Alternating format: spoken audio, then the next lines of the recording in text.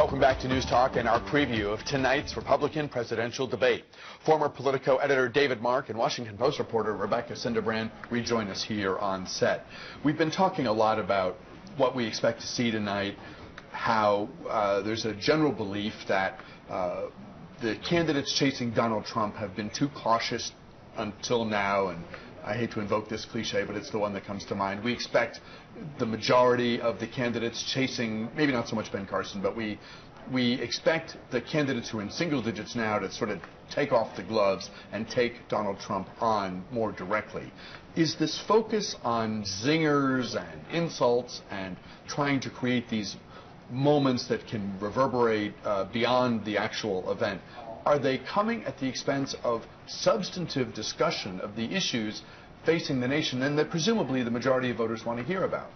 Yes, and it's almost always like that. These debates are not designed to be presentations of policy papers on defense approaches or education, Common Core, etc. They're meant to get television moments. For a lot of these candidates, the goal isn't even necessarily to present their policies in a detailed way. It's to remind the donors out there that, hey, I'm still in the race.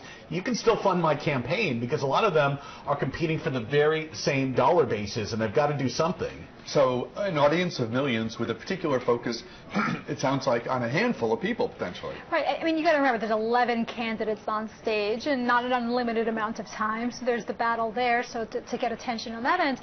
One thing that's interesting is even though we know that some of these candidates are going to be pitted against each other, they're obviously going to be looking to land zingers.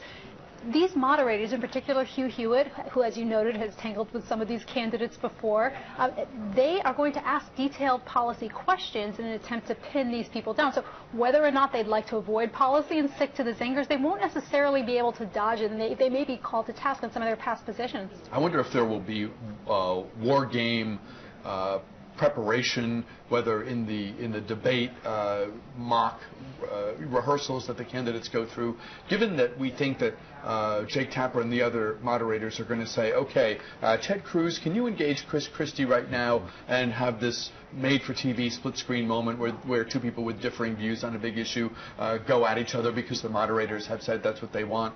I wonder if it's gotten down to that level of rehearsal specificity. Yeah, and if I were any of those candidates, I'd be a little concerned about that, because these three moderators are pros. Hugh Hewitt is certainly more ideological. He's an openly conservative, but he is really tough on Republican candidates, just like he is on everybody else. So I think they really have to be ready for that. The one flashpoint I would look for is Senator Rand Paul of Kentucky, who probably differs the most from the other candidates on NSA, on National Security Agency spying and privacy, such issues. So he's probably somebody who could really use the attention as well. Jeb Bush came into this race with high expectations, a ton of money, a name that is universally known within American politics, and he has underperformed to date. How much pressure is there on him to emerge tonight rejuvenated? You know, his people make the point that this is a marathon, it's not a race, it's a long way to Iowa, but the fact of the matter is you don't expect to see someone who was a front runner at the beginning of the year down in the mid-single digits at this point, with not a lot of momentum at his back at this. So he definitely needs some sort of a moment. In particular, if only for his donors. He's got plenty of money, but he wants to keep that money coming.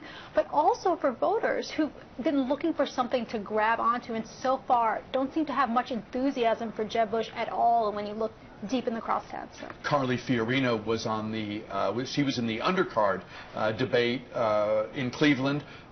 Based on her performance, her campaign has new momentum, and she's in what started out as the top 11. It's been expanded to they were supposed to have 10. It's now 11, largely because of a recalculation of the polling criteria. So she's now on the main stage, an opportunity with some expectation attached for her to shine tonight. Oh, absolutely. And, you know, a lot of people are looking forward to this. One of the interesting things this week has been, you know, her campaign came out with a spot that was a direct response to a comment that Donald Trump seemed to make about her appearance. So heading into tonight's debate, they're already looking at a possible dynamic of back and forth between Carly Fiorina and Donald Trump. So that's someone who might be able to steal the spotlight from Donald Trump. We already know she knows how to command a debate stage, at least with a number of lower profile candidates. Does she go right at him on that issue where you know, depending on how you read the Rolling Stone interview, he basically called her ugly. Yeah.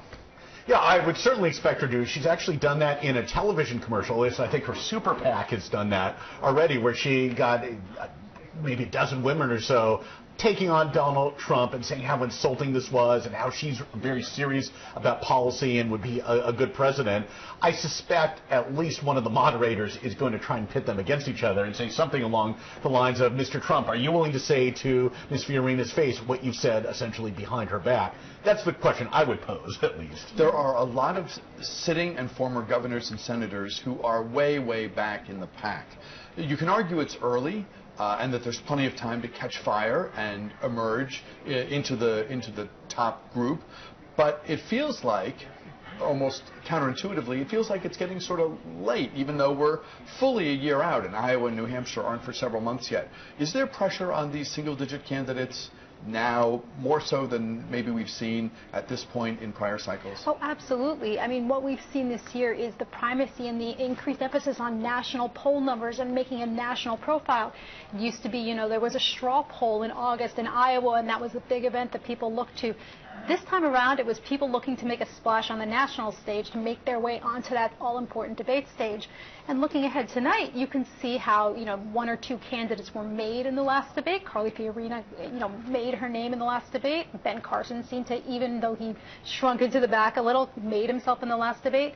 But it can also break candidates. Of course, Rick Perry, who just missed making it onto the main debate stage, isn't in the race at all this time around. As a journalist, you would love to be involved in an event like this. This is the sort of thing that political reporters, you prepare your whole life for potentially a moment like this, knowing full well that you can be not a journalistic participant solely, but a real flashpoint. I mean, look at the Megyn Kelly situation from last time, David. That was extraordinary, almost without precedent. Well, that's right. 4 years ago, Newt Gingrich went directly after debate moderator John King of CNN and made him the flashpoint. Later in that cycle, in the general election, Candy Crowley became an issue when she seemed to chastise Mitt Romney on one of his answers. So that's always a good approach in Republican primary politics. Go after the media because they're so-called liberal bias and making them look like they're the part of the problem. That's risky, though, for somebody like Donald Trump. He got a lot of blowback from that. And it's worth noting, of course, Ted Cruz, ahead of the debate, has already sent out a fundraising message anticipating attacks, naming specific media organizations that he expects to criticize him out of the debate. Rebecca Cinderbrand and David Mark, thank you so much. We will take a quick break here. We are back with more News Talk right after this.